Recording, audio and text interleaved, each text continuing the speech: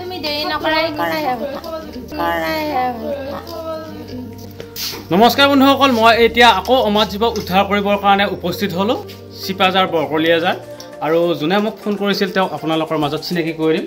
পটনা দেখা দি ৰাইজক আপোনাৰ নাম আৰু ঠিকনাটো এবাৰ ৰাইজক কৈ দিয়কচোন। মোৰ নাম মৃগাংক ডেকা, এইখনে ঘৰ আমাৰ।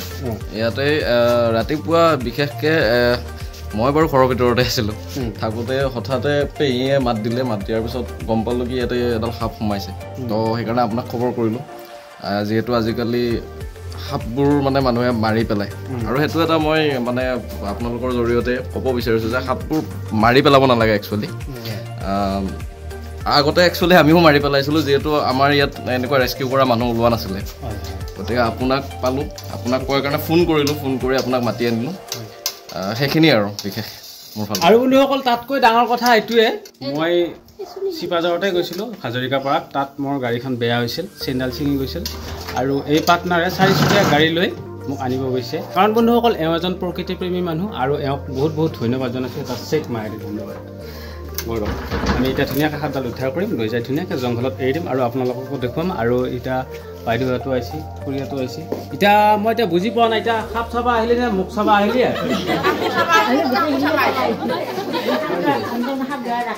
সাপ ধৰা দেখা নাই, কোনফালে আছে? চাওক বন্ধুসকল, এয়া মানুহৰ ঘৰ। আৰু বন্ধুসকল, ইয়াতে মানুহে খাদ্য বস্তু বনায়। কাৰণ বন্ধুসকল, য'ত মানুহ থাকে ত'ত খাদ্য থাকে। আৰু খাদ্য খাবৰ কাৰণে ভেকুলী, নেগনি, এন্দুৰ, পঁইতাচোৰা আহে। আৰু বন্ধুসকল, সেইবিলাকক বিচাৰিয়ে সাপ আহে। এতিয়া বন্ধুসকল, সাপডাল আছে একদম কোণাত। আমি অসমীয়া মানুহে, গাঁৱলীয়া মানুহে কোধৰি পিতা বুলি কওঁ।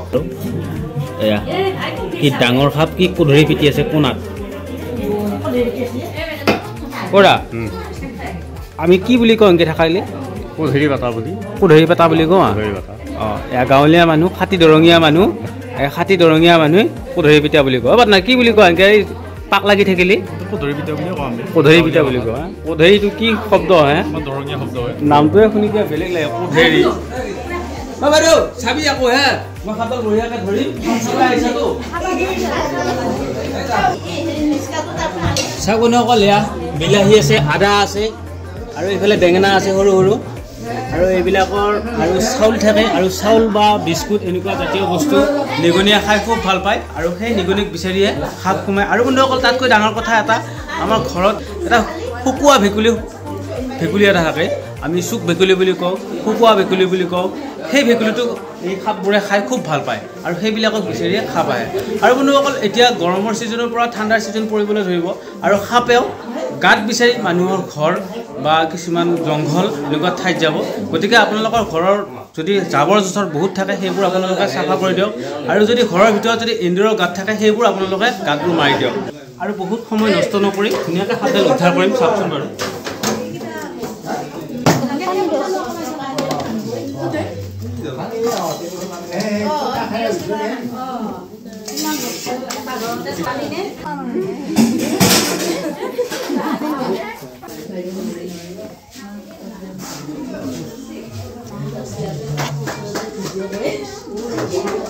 চাওক বন্ধুসকল, এইডাল সাপ আপোনালোকে দেখা পাই, চিনি পাইছে চাগে। এই সাপডাল ইণ্ডিয়ান ৰেড স্নেক, আৰু ইয়াক অসমীয়া মানুহে হুলীয়াবাৰীয়া সাপ বুলি কয়। বাঙালীত ইয়াক দাৰাইজ বুলি কয়, কিছু কিছু জেগাত ইয়াক লোহঙা গুম বুলি কয়।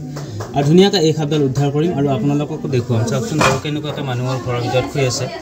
আৰু এই অমাত জীৱক উদ্ধাৰ কৰি লৈ যায় ধুনীয়াকৈ জংঘলত এৰি দিম, কাৰণ এইবিলাক বাচি থকাটো বহুত জৰুৰী। আৰু এইডাল সাপক আমাৰ গাঁৱলীয়া মানুহে খেতিয়কৰ বন্ধু বুলি কয়, আৰু হিন্দীত ইয়াক কিষাণ মিত্ৰ বুলি কোৱা হয়। চাওকচোন বাৰু।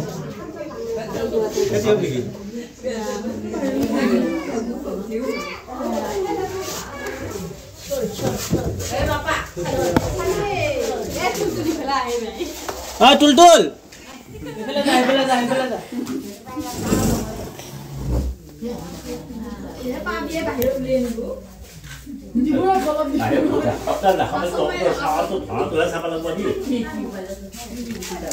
ধৰাটো চাওঁ কেনেকৈ আৰু ধৰি পেলাই আকৌ শিকি পেলাই আকৌ হেৰি নকবি, নিজে ধৰিব চেষ্টা নকৰিবি। আকৌ ধৰা চাবিহে, আৰু শিকি পেলাই আকৌ নিজে ধৰিবি।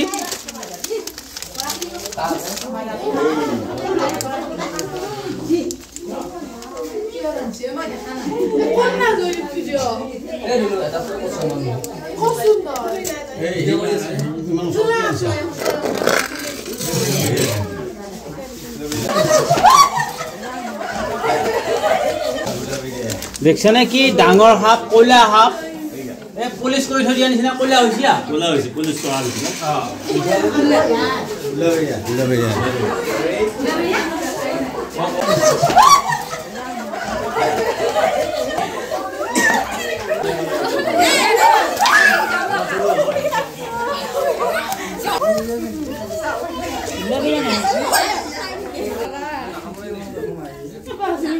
Kutua ada hong nai yang, kutua ni hal par ni.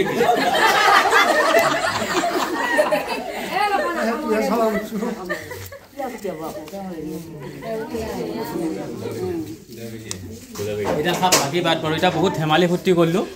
इधर खाप इधर চিনি পাইছে না না হেতু হইছে মেন কথা আমি ভিডিও বনোৱাৰ মেইন কাৰণ হৈছে খাপ গিলা চিনি পাবৰ কাৰণে আৰু কিছুমান খাপ অবিষাক্ত ভাবে অবিষাক্তমান খাপ বিষাক্ত থাকে অসমত এটা গতিকে আমাৰ গাঁৱলীয়া খাতি খোৱা অসমীয়া ৰাজকিনিয়া খাপ গিলা চিনি পাব লাগিব কাৰণ কি জানা না আমি ভিডিও বনোৱাৰ মেইন কাৰণ হৈছে খাপে কামৰাৰ পাছতে মানুহ বিৰাট ভয় কৰি হাত ফেল হৈ কিছুমান মানুহ মৃত্যু কৰে অবিষাক্ত খাপে কামিলে বিষাক্ত খাপৰ কথাটো বাদে দি বুজি পাইছে না এটা এটা খাপ চিনি পাইছে না আপোনালোকে थोड़ा हाथ ले कैसा वाह एरा खाप बोला थोड़ा ये गावलिया मानुह चिनि पावा ना एरा खाप बोला थोड़ा एरा खाप की खाप बढिया एरा खाप भुले बढिया खाप আৰু যিগিলা চকৰি ফিটি খাপ থাকে সেইগিলাকৰ মাথাটো অলপ ডাঙৰ ডাঙৰ দেখাত কলায়ে কিন্তু আৰু তাৰ পাছত এই ইমান মানত এটা চকৰি এটা থাকে ই ফেনাটো মেলিবা পাৰে আৰু সেইডাল খাপ হৈছে হাইলি ভেনমাছ স্নেক ইডাল খাপ হৈছে নন ভেনমাছ স্নেক বুজি পাইছে না ইডাল খাপে মানুহ নাকামুৰে কেতিয়াবা বিপদত পলি কামৰে কিন্তু ই নেজেদি কুপ মাৰি দে আৰু কিছুমান আমাৰ গাঁৱলীয়া মানুহে কয় এডাল খাপ এটা নেঙুৰ খুনি কাটা আছে অলপমান হয়নে ফুল নেঙুৰ নাই অলপ মানে কাটা আছে কিয়া কয় বহুত কামৰা বুলি কয় কাবাক কামুলি তাৰমানে নেজা সিংগা বুলি কয় কাবাক কামুলি নহয় সাপডালক কামুলি বুজি পাইছে না ইডাল খাপে এতিয়া ডাঙৰ হোৱাৰ পে কিমান বস্তুৰ লগত যুদ্ধ কৰি ইমানখিনি ডাঙৰ হৈছে বুজি পাইছে না নিঙিনিৰ লগত কাজিয়া কৰিছে এন্দুৰ লগত কাজিয়া কৰিছে বা কেকৰাৰ লগত কাজিয়া কৰিছে বা বেলেগ খাপৰ লগত কাজিয়া কৰিছে কাজিয়া কৰাৰ পাছত ইয়াত তাৰমানে নেঙুৰডালখনি ছিঙি গৈছে সিংকেহে ছিঙে আমাৰ মানুহবিলাকে যে কয় বোলে এই সাপডালৰ নেঙুৰ নাই বোলে এই কাবাক খাইছে গৰু খাইছে মানুহ খাইছে বা কিবা খাইছে ঘূৰা মাতি আনিবা নৰো মই নৰো মোৰ দাদা ঘূৰাইও নৰে আমি ভিডিঅ' বনোৱাৰ মেইন উদ্দেশ্য হৈছে মানুহক অন্ধবিশ্বাসৰ পৰা দূৰ কৰিব তাৰমানে য'ত অন্ধবিশ্বাস থাকে ত'ত কুসংস্কাৰ থাকে আৰু য'ত কুসংস্কাৰ থাকে ত'ত ব্লেক মানি চলে গতিকে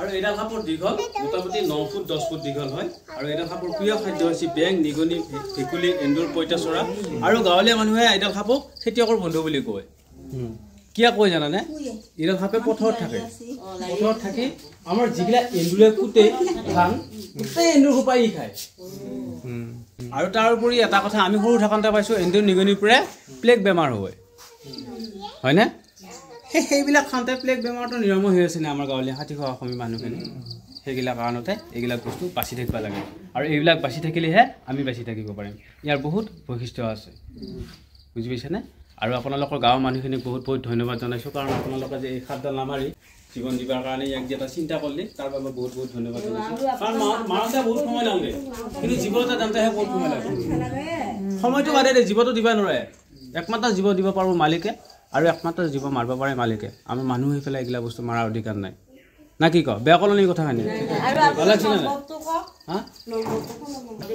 আৰু যিকোনো সাপ ভেনমাছ হওক বা নন ভেনমাছ হওক যিকোনো সাপে কামুৰিলে আপোনালোকে চিধাই ডিষ্ট্ৰিক্ট হস্পিটেলত যাব কোনো কাৰণত ওজা কবিৰাজ বেজ মন্ত্ৰতন্ত্ৰ বিচাৰি সময় একেবাৰে নষ্ট নকৰিব আৰু মই ধৰা দেখা পাই আকৌ আপোনালোকে আকৌ ধৰিব চেষ্টা নকৰিবি আকৌ সাপ ধৰিব লাগিলে আনুষ্ঠানিক প্ৰশিক্ষণ গ্ৰহণ নকৰাকৈ সাপ যদি ধৰিব যা কেতিয়াবা হয়তো বিপদ হৈ যাব এনেকৈ যাব খুজিছিল যাব খোজোঁতে পাকাত পৰাৰ কাৰণে সি ঘূৰি পেলাই আকৌ ভিতৰত সোমাই গ'ল পাকাটো গৰম হ'ল এনে বাহিৰে বাহিৰে লয়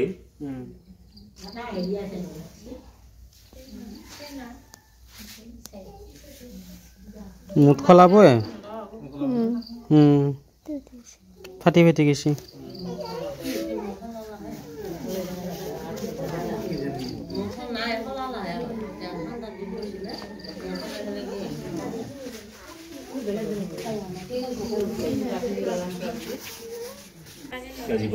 আমি তাৰমানে এডাল হেৰি ফেটিসাপ বুলি ভাবি আছিলো তাৰমানে ইমান পটকে গম নাপায়তো আকৌ হুলাবৰীয়া খাপে আৰু ফেটি খাপে একে নিচিনাই দেখা থাকে পাকটো একে নিচিনাই থাকে খালি যেতিয়া নেকি ফেনা মেলিব মাথাটো ডাঙৰ দেখা পাবি তেতিয়া এটা বুজি পায় আৰু কিন্তু দূৰৰ পৰা চালি এটা নাজনা মানুহ চালি হুলাবৰী আৰু ফেটি খাপৰ আকৌ ধৰিবই নোৱাৰে আৰু আমাৰ নিচিনা ৰেস্কুৱাৰে এজন ৰেস্কুৱাৰ আজি বেছি দিন হোৱা নাই আজি মোটামুটি 8 দিনমান হ'ল হুলাবৰীয়া সাপ বুলি পেলাই এটা সাইলেন্ট কিলাৰকে হেৰি কৰিলে ৰেস্কিউ কৰিলে সি মানে নাজানিলে এটা যে সাইলেন্ট কিলাৰ আৰু হুলাবৰীয়া সাপ এটা চেম দেখা পায় সাইলেন্ট কিলাৰটো হৈছে আকৌ বহুত বিষাক্ত সাপ হালি বেনামাছ ফেটি খাপতকৈ বিষাক্ত সাপ সাইলেন্ট কিলাৰটো তাৰপিছত সি মানে সাইলেন্ট কিলাৰডাল হেৰি কৰিলা ধৰিলা হুলাবৰীয়া বুলি পেলাই ধৰতে সিয়াক নিজকে কামিলা এতিয়া চাওক সি ৰাইজৰ কাৰণে কাম কৰি কৰি ৰাইজক বাচি বাচি জীৱক বাচি বাচি সিয়াই মালিকে যিখিনিয়ে জীৱনটো লৈ গ'ল বুজি পাইছেনে সেইকাৰণে আমি বাৰে বাৰে কওঁ আনুষ্ঠানিক প্ৰশিক্ষণ গ্ৰহণ নকৰাকৈ সাপ উদ্ধাৰ কৰিবলৈ গ'লে হয়তো কেতিয়াবা বিপদ হৈ যাব পাৰে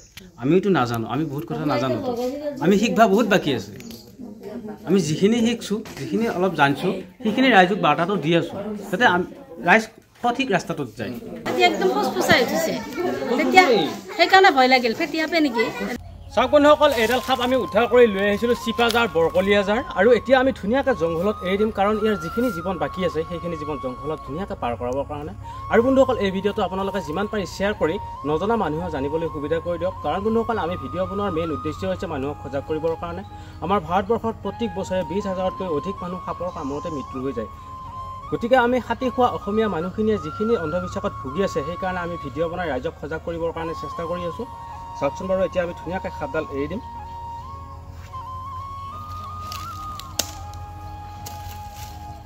বন্ধুসকল এয়া ধুনীয়াকৈ যাই আছে হুলাবৰীয়া সাপ ইণ্ডিয়ান ৰেড স্নেক আৰু ই আমাৰ হৈছে খেতিয়কৰ একমাত্ৰ বন্ধু ধন্যবাদ জয় আই অসম